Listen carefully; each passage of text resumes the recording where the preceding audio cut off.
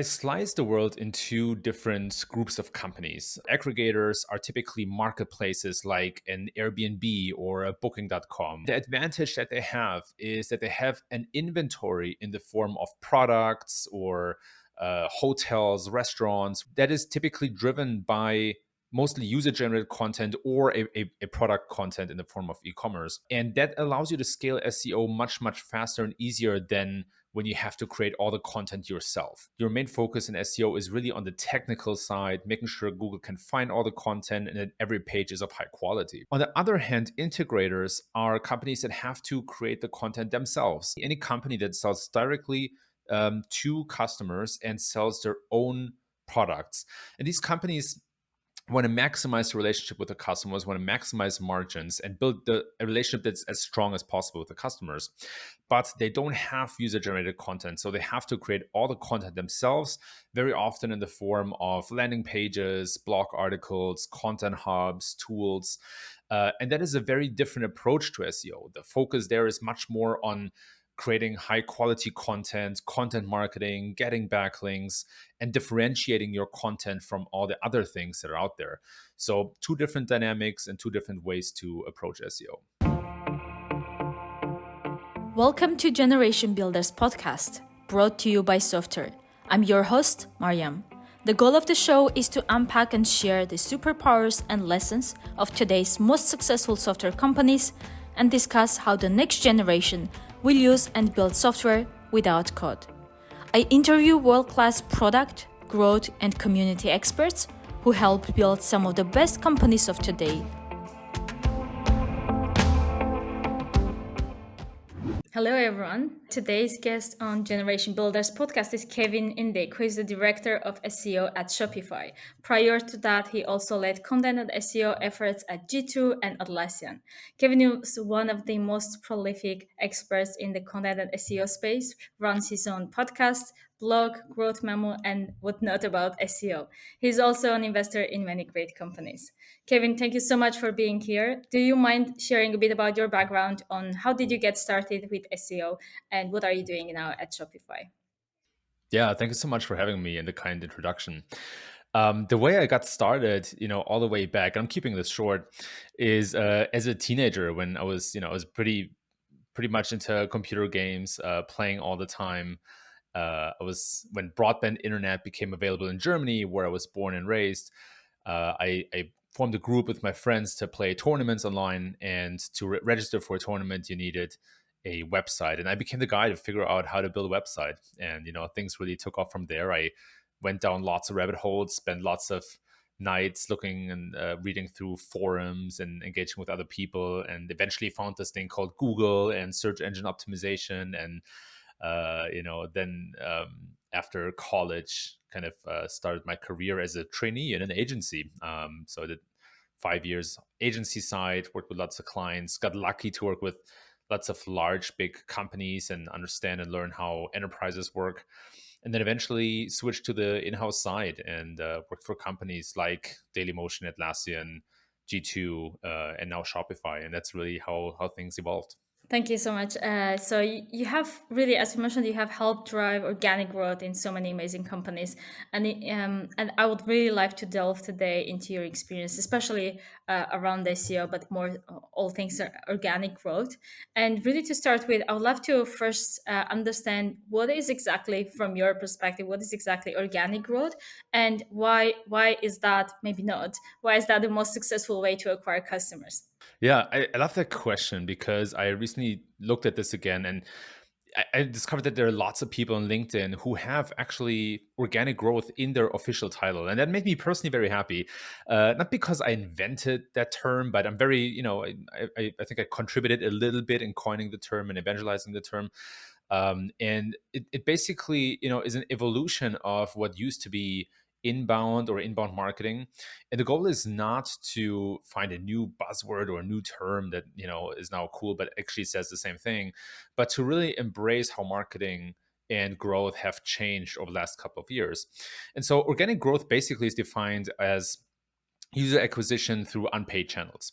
Paid channels are, in my definition, channels where you directly pay for a lead or a conversion, like Google ads, social ads, affiliate, display ads, sponsorships, offline ads, over the top, all these kind of formats where you have a direct relationship between paying for customers. And organic growth is kind of the opposite of that. SEO is certainly one of the most prominent channels, but you also have all the content creation channels like YouTube, like maybe some social channels, even though organic social is pretty much dead. But then you also have stuff like podcasting. You have things like email and newsletters. So all of this kind of comes together. It's very content driven. And it's not exclusive to just SEO, even though SEO is a very strong channel in that. I would also consider referral traffic, for example, and direct visits as part of organic growth. And so it's really all the stuff that doesn't directly have a cost factor to it. And of course, there are indirect costs like the headcount cost, some of the material, and so on. But it's not a direct relationship. What do you think? What part of content and SEO specifically should be playing in the bigger picture in organic growth for especially for early stage companies when they're just getting started, they're just building out their product and try to acquire new users and customers without paid marketing? I slice the world into different groups of companies. On the one hand, there are aggregator companies, which are typically marketplaces, and they can leverage their network effects to scale SEO in a different way than the second group of companies, which I call integrators. And just to quickly point out, I didn't invent these terms. Those terms were coined by Ben Thompson from Stratechery, who's a very prolific and brilliant writer. But we can apply these types of companies to SEO as well.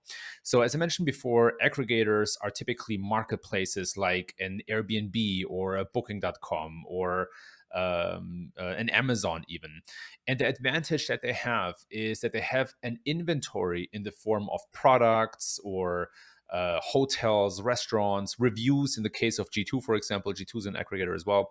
And that is typically driven by mostly user generated content or a product content in the form of e-commerce.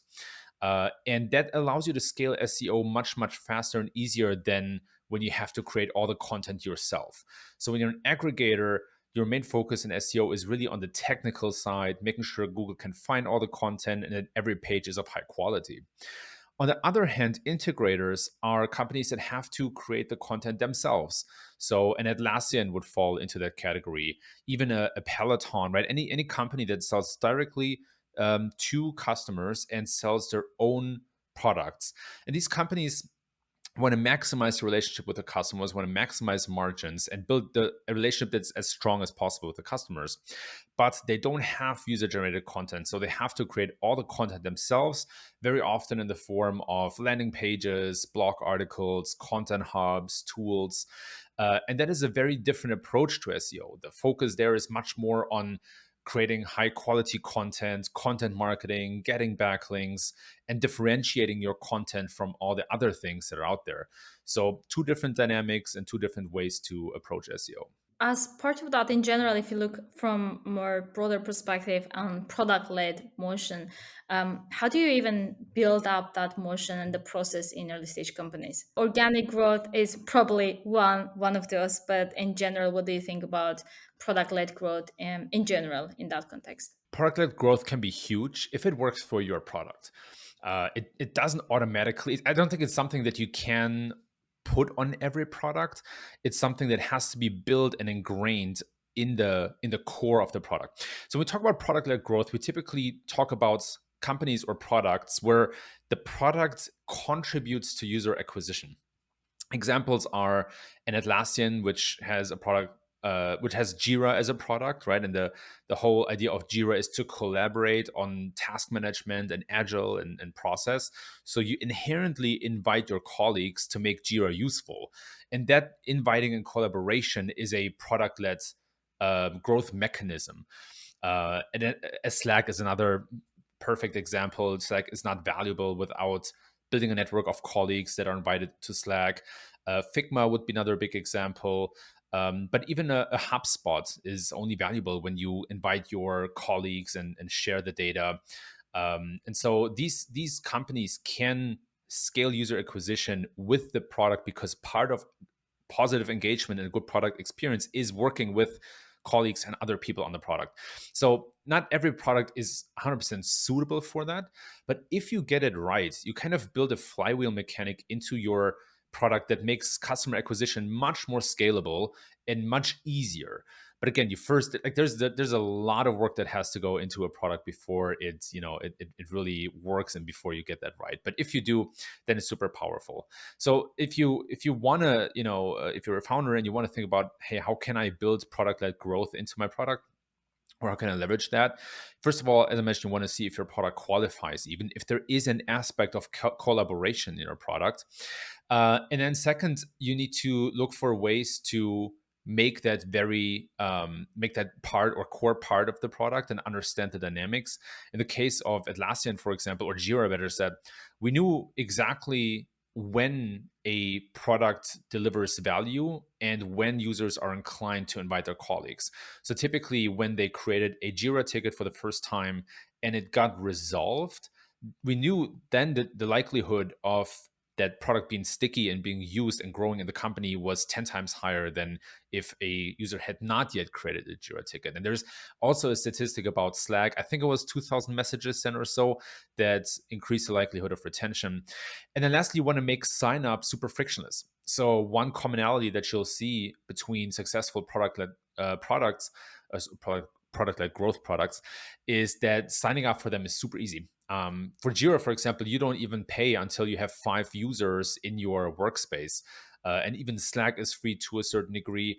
And the reason is to make onboarding super simple and super quick so that people can experience the value of the product as quickly as possible and then invite more people into the product. So this idea of removing friction during the activation or onboarding process is absolutely crucial. Totally agree. And that's something we have seen with our product as well. And even beyond collaboration. So we have lots of also collaboration cases at Softr, but there is also quite many use cases or occasions where the product actually has grown because people have been sharing what they are building. I think that's one portion of that potentially is as well people really loving the product, right? Getting into some kind of experience, building something that they couldn't do before, and getting so excited that they can actually share with their communities and bring others on board, not necessarily maybe colleagues um, only, but also beyond their internal kind of teams or collaborators. Yes, absolutely. For platforms, there are product-led growth mechanisms as well.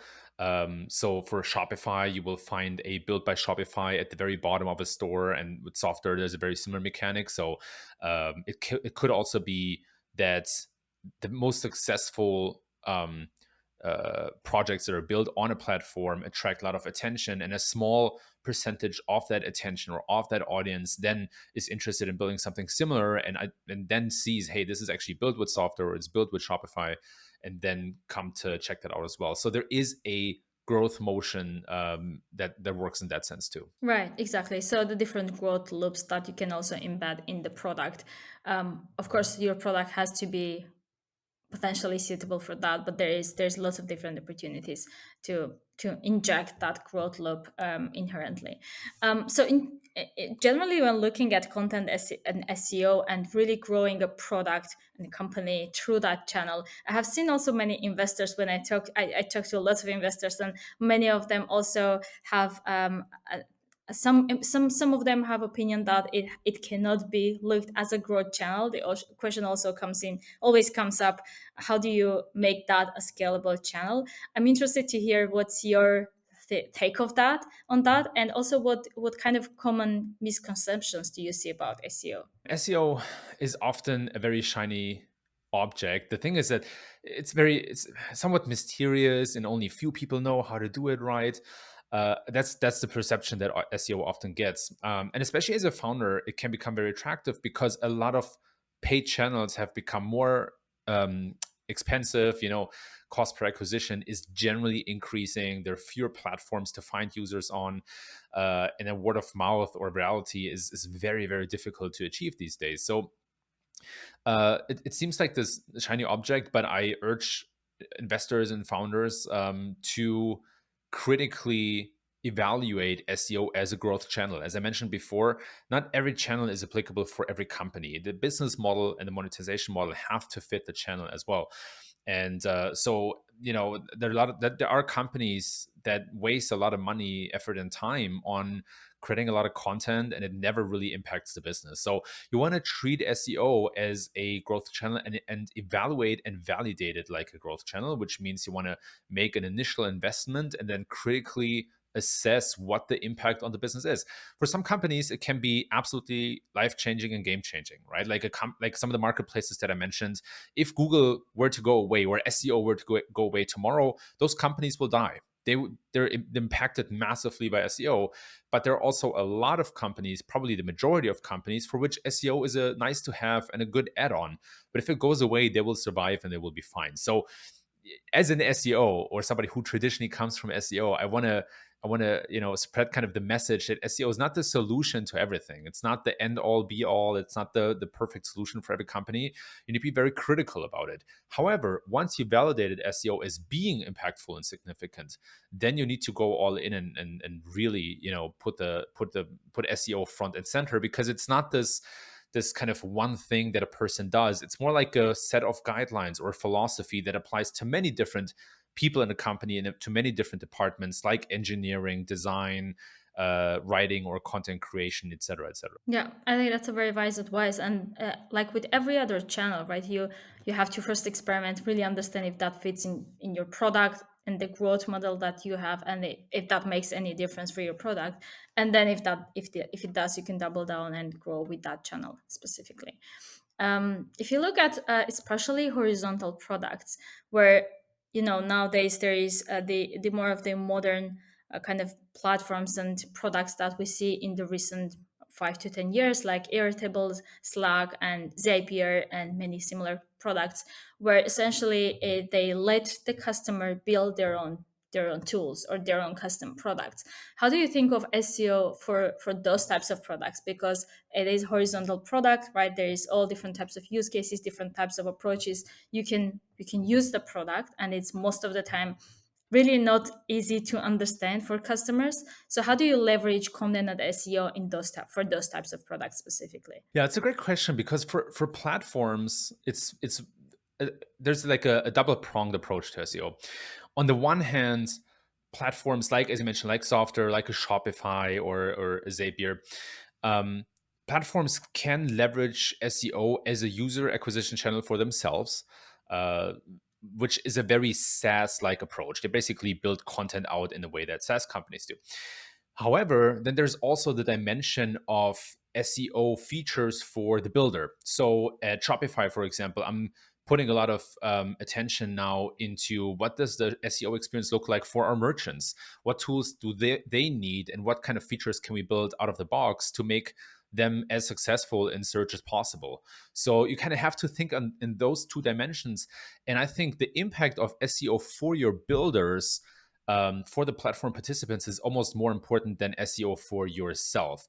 Because if you're a platform, there's this, we spoke about the growth loops earlier, that, or the growth mechanics that a lot of platforms have, and that's almost more important. But for your users, SEO can play a major role. I think Notion is a great example. Where with Notion, is if you build your knowledge base or whatever, your wiki on it, you can decide to let Google index those kind of sheets, or those kind of pages. So that would be one way to make SEO an accessible channel for your users. Of course, in Shopify, it's pretty straightforward. Our users build e-commerce stores on our platform, so we want to make sure that they have everything that they need out of the box. But even for software, you want to make sure that the users building on your platform have a very search friendly experience if they need SEO to drive their business or to grow their business. Not always the case, but some, like, you provide directory solutions, for example, and if somebody wants to build a directory, then SEO certainly is a growth channel for them. So you want to kind of find the right fit between building a good out of the box experience and then allowing for enough customization so people can play the SEO tactics that they want, and make the customizations that they need. And if we look from the perspective of the company, the platform itself, When the platform is horizontal and the product itself is horizontal, how can one leverage SEO, maybe content and SEO specifically, or maybe even if you talk specifically about templates, etc., or use cases, to actually bring relevant users who can even understand what the platform can do for them or what they can build with the platform, right? That's one of the biggest challenges we as well as a company face, is having a horizontal platform. Essentially, you can people can do everything, but at the same time people don't know what they can do. So that's really what the core challenge is within SEO as well, to really understand how to position the GTM and how to position your use cases so that people can find it in the first place. Yeah, I think you hit it on the head, right? Like companies like Zapier or Miro, they provide a whole list of. Even Notion has a whole section for templates and use cases that guide the users, but that are also in some ways SEO levers, because you can, if you optimize it right, drive quite some traffic through these templates. And so I think, you said it correctly, when it all goes back to use cases or jobs to be done, and people look for these jobs to be done on search engines as well. Zapier has done a great job in my mind with scaling content that then directly brings people to the platform and allows them to set up solutions to whatever they need. But even a platform like Canva has done a fantastic job. They're doing really good SEO. And what I love is that on some of their landing pages or articles, they showcase, say, color palettes or some stock photos, and they kind of tear down the wall between the product and the content. You can straight from the content jump into the product, which is amazing as user acquisition channel, because it means that people can experience the product, and they come from a use case of high intent, and the likelihood of them signing up is pretty high then. Yeah, I love Canva, and I think they and Zapier are probably one of the best examples of um, the ones who have done it right, and we have a lot to learn from them. So we talked about content SEO, that being important really for early stage companies, especially product led, and who can really leverage that as a channel. How do you think of building a team around content SEO, and how do you structure a team inside your company to be successful at that, to really be able to tackle the challenges and yeah, manage to create the right content and the right SEO strategy? Yeah. So if content is if company created content is your SEO lever, then the name of the game is kind of content marketing. And you want to, on the one hand, have really good writers and ideally experts in the field. So, like until, I mean, this is still going on a lot, but a lot of companies, they hire regular marketing writers that then write about very specialized topics. And that used to work pretty well, but I think it doesn't go that well any longer, especially when it comes to topics in the finance space, health space, or generally spaces where the facts have to be correct, or where like not being factual is very dangerous. So expertise is getting super important. Ideally, you hire writers who are experts. Say in accounting space or finance space, same thing, right? Try to hire accountants, or at least if you have marketers who write the content, have them collaborate, or have the content reviewed by experts, so that there is some sort of like a quality assurance from an expertise point. That is one super important piece that I think a lot of companies are missing. Then number two, of course, you want to have an SEO or somebody who kind of guides the overall keyword strategy and sees what keywords should we go after, but who also takes care of content optimization in the sense of featured snippets. So featured snippets are these kind of modules that Google uses in search to enrich the experience with direct answers. A classic example is what we call a featured snippet, which is a answer at the very top of the search result that's highlighted, and that kind of answers or tries to answer the searcher's question as directly as possible. And there are tactics to optimize for these featured snippets. And so you want to have an SEO or someone in the company whose responsibility is to go after them and optimize the content accordingly. And that person can also take on things like internal linking or link optimization, those kind of things. And then lastly, you kind of want to think about how to get backlinks. Backlinks are kind of this open secret in SEO. Google has done a lot of work over the last couple of years to give the impression that backlinks are not important anymore and you shouldn't worry about them. But reality is that they still have a big impact on your performance in search engines.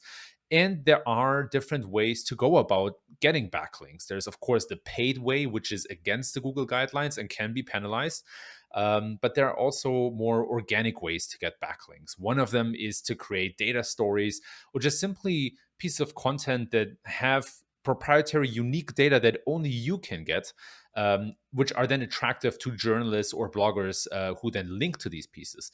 An example would be that at Shopify we have millions of merchants, and that gives us a unique perspective on the e-commerce industry as a whole, so that we can leverage that data to help people understand how e-commerce is changing, which is of course very timely due to the changes during and after the pandemic. So you want to think about what unique data you have and how you can leverage to tell interesting stories and share knowledge. And that's something that somebody at the company should be owning as well. So if we're talking about teams and how to make content successful, I think there are these three type of roles: the SEO role, the writer role, and something like a content promotion role. Interesting. That brings me to the question of would you actually at very early stages again, like seed, Series A, Series, yeah, probably around that stage, would you actually consider working with an external agency or having people for your, having full-time employees within your team? So what did, yeah, good strategy look like? Because yeah, on one hand, you can also bring those people who because there's a lot of experimentation around the topic, but then at the same time also assuming that agencies will do a good job, but also a lot of the times we know that it's also really difficult to find an agency that also specializes and understands your product, your what you're doing really better than you do as an employee of a company. Yeah, that's a common problem for sure. And my advice is to partner with a consultant or an agency to validate SEO as a channel for your company. And then once you have validation, once you have high conviction or evidence that SEO is a significant channel for your company, then you want to think about hiring in house and bringing that knowledge and execution in house. A lot of companies, especially when they validate SEO in the seed or even pre seed stage, needs a longer time to fully insource or in-house everything that has to do with SEO, right? So typically, companies or startups will work with an agency or consultants until the Series A, B, sometimes C. But over the long term, if SEO is important, you always want to think about how can I bring all of these resources in house, and then in the beginning outsource it. Ideally, you get a referral to someone who you trust, who has worked with a partner before, but they should help you validate the channel by creating some initial content or helping you adjust your product and build your product in a way that it scales more in an aggregator sense. That makes total sense. Thank you for sharing that as well. Very valuable insights, because I think that's something that every company is facing who is starting with content SEO for sure. So another question, so something else around especially user generated content, and in today's world, community has become one of the other buzzwords, which in some cases it's actually a real, sometimes becomes the real lever, growth lever of the company, and the real reason also the company and the product grows. I'm curious to understand, how do you think community in general and community generated content that fits into the organic growth, and also how do you incentivize and nurture your community to generate even more content? It's a great question because there's a lot of hype right now about what a lot of people call community-led growth. And I'm always a little bit disappointed when I read most content, which is very fluffy. But there are some companies who leverage communities to really grow and not just in a sense of user acquisition, but especially user retention. There are even some e-commerce merchants who do that very successfully. And the reason is that community goes back to an older form of marketing, which is word of mouth or advocacy. This is not necessarily new, but today we have tools to manage and grow communities much more efficiently, like a Discord, like a Slack, right? Like a Softr even, where you can grow your community. That makes it a bit more quote unquote controllable or systematic, and that's why I think there's such a hype about community-led growth. Now, again, I mentioned there is something real behind it, and the reason is also that people, if they're absolute fans of a product, they start to take on an identity related to the product. I think there are lots of companies that have done this extremely well. Apple is one example, but also like a Peloton, right? And I mean, sure, Peloton is very systematic about their communities because they literally have groups around the trainers and around certain workouts. CrossFit would be another example, as an incredible example of community-led growth in my mind, even though not really a tech company in that sense. And so I think there are also secondary important effects coming out of a community. Like you get a lot of really good feedback that might help you to improve the product. And I already mentioned retention. For some people, it starts to become one of the primary reason for using a product is because they are part of a community. And so the biggest kind of where the biggest lesson that I learned about community-led growth is that it needs to be managed. It's not enough to just create a Discord server and invite a couple of your customers and say, "Wow, we're a community now," right? You need to have someone who drives it forward and who thinks about what value does that community even provide. Um, so do people get exclusive content or support or help, or is there a value in people connecting with each other? And that could be a reason for why the community is valuable to them. So it needs to be intentional, it needs to be managed. And then lastly, there is a certain aspect of scarcity in a community that's interesting as well. Exclusive communities that might be harder to get into are more attractive than a community that anybody can just go into, right? And it's so funny to me how there are examples in real life, like clubs do that, discos do that a lot, right? Where they, even though it's empty inside, they line people up outside to give this impression of scarcity and of high demand, right? And something very similar can happen with a community. But it only works if there actually is something valuable to be gained from joining the community, right? And I think a lot of companies that are successful, they get this balance right between value and scarcity. And then lastly, once you have a strong community, um, the advocacy often comes very naturally, right? If people are part of the community, they're more inclined, if they get value, to share product or refer to others or just be loud about it. And you can accelerate the process with incentives like referral codes or rewards, financial incentives. A type of tech company that does it really well are newsletter companies like Morning Brew or The Skim, where evangelists or advocates get a reward based on how many new subscribers they bring to the company. So there are ways to quote unquote gamify it and build in a systematic structure around community evangelization. But first, you need to, as with everything, have strong product market fit and provide a lot of value in even being part of the community. Right. Yeah, I really love you focusing on the intentional part and really providing value to the community, because I think that's probably what has changed from calling it now community-led growth, because now people are thinking of it probably more intentionally, and really even there is new roles coming up, right? New roles that have been also especially created from the same people doing, however, different roles now called community manager roles, which is also one we are hiring for. And we, I think one thing that we are also noticing within our community is exactly what you said is, um, first of all, of course, people join because they're really passionate about the product. They really want to use it. They advocate for it. But at the same time, you have to really nurture them. If you don't, then over time, their efforts are also going to fade, because it's not that they expect something, but then also if it has to be nurtured in order for it to grow. And at the same time, yeah, that can definitely become as one of the growth levers of a company, because then these people, as you said, in some of the companies as well, they start organizing even external meetups, and they start scaling the community beyond to what you could do as a company, if it really works for you and for your product. Cool. So thank you so much for sharing those as well. I think that's really valuable. And now, speaking a bit about no code, and as we are now entering into, it seems, another era of software development. Again, not talking about no code also as becoming more of a um, trendy word, but I think now more and more people are starting to realize the power and really understanding what actually you can do with no code tools, and why even no code, why is it even the future, and what do you think is how do you think is work in general changing in modern organizations?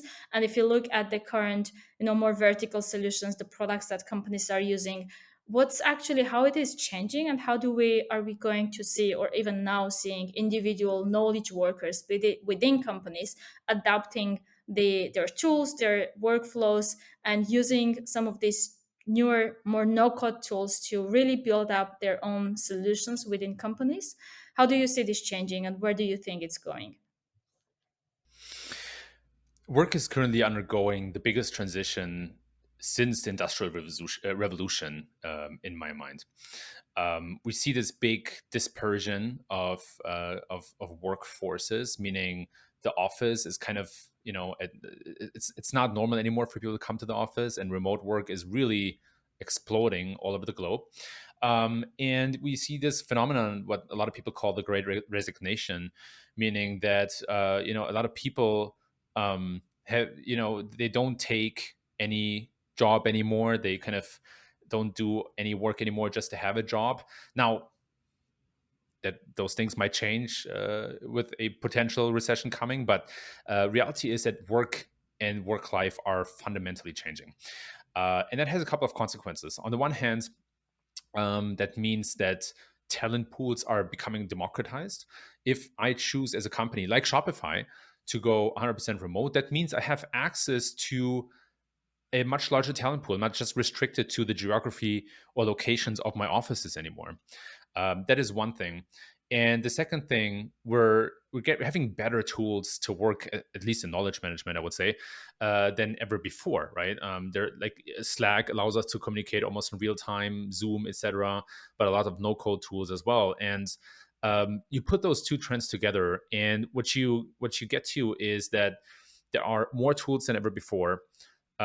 You compete as a worker with, maybe not the whole world, but a much larger part than before, and you need to keep making an impact in this digital world. And I think that tools are becoming something like a competitive advantage. If you can build your own tools and bring them to a company, that is a huge advantage, and that's something that helps you compete against the rest of the workforce, but also allow you to maybe choose a remote job, or be more flexible and be more sought after by companies. And that's why I think that kind of the next phase or the future of no code and where all of this is going is, on the one hand, it's going to become even easier for non-technical people to do technical jobs, but also that we kind of have to tame this huge wave of tools. I mean, there are, I think the average number of SaaS tools in most companies is about 200, not taking startups, but that's a lot of tools, a lot of different applications. And what I'm seeing is this kind of replatformization where a few tools integrate with lots of other tools and become kind of the operating system for lots of knowledge workers. Slack is an example. Google Drive is another example. And Slack is really pushing integrations. Notion is, in my mind, going after a very similar approach where they start to integrate with lots of different applications. One example is Google Calendar, where I think they plan to have a bidirectional API, meaning you can schedule events through Notion. And this is what I really think kind of the future or the next step is, the question: which tool will integrate and be an app, and which tool will expand to become a platform and something like an operating system for knowledge workers. And the same thing applying to no code, right? Like, which no code tool allows me to automate some of my workflows and become really, really efficient in a company for me to build a competitive advantage. Yeah, absolutely. I That sounds great, and thank you so much for all the insights. Let's this sounds like a really good point to end the conversation. Thank you so much for sharing your insights and for the interesting conversation, Kevin. Where can people learn more about you and your work about and on SEO? People can find and follow me on Twitter. I'm at Kevin_Indig, and I write a weekly newsletter called The Growth Memo, and you can just find that on kevin-indig.com. And I want to thank you for having me on. It's been a huge pleasure and super interesting conversation. Thank you, Kevin. Thank you.